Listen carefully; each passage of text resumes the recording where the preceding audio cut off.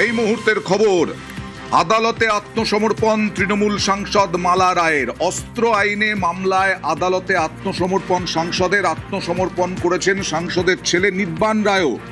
কথা বলবো প্রতিনিধি অমিতের সঙ্গে।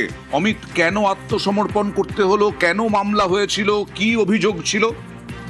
4 তারিখে নির্বাচনী ফল ঘোষণার পর টালিগঞ্জ থানায় কয়েকজন বিজেপি কর্মী এবং তার পরিবারের সদস্যরা অভিযোগ করেন যে নির্বাচনের ফল ঘোষণার পর মালা রায় এবং তার ছেলে নির্বাণ রায় এবং তাদের সঙ্গে আরো 24 জন তারা অস্ত্র নিয়ে বিজেপি সমর্থকদের বাড়িতে গিয়ে হুমকি, ভয় দেখানো, এমনকি মারধর করা হয়, এমনটাই কিন্তু অভিযোগ জানানো হয়। সেই অভিযোগের ভিত্তিতে অস্ত্র আইন সহ একাধিক জায়গাতে মামলা রুজু করছে টালিগঞ্জ থানা।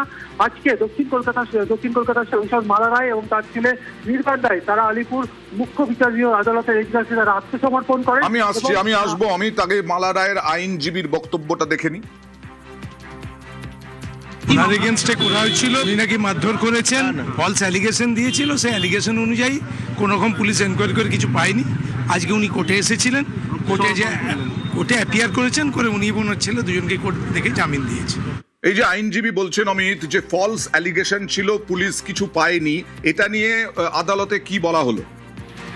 আদালতে মালা রায়ের তরফে আইনজীবী ছিলেন বিজেপি ভট্টাচার্য, তিনি আদালতকে জানান যে মালা রায় এবং তার ছেলের বিরুদ্ধে টালিগঞ্জ থানাতে কি অভিযোগ হয়েছিল এবং সেই অভিযোগের অনুসন্ধান করতে গিয়ে পুলিশের তরফে কিছু পাওয়া যায়নি, এমনটা তার তরফে আদালত জানানো হয়।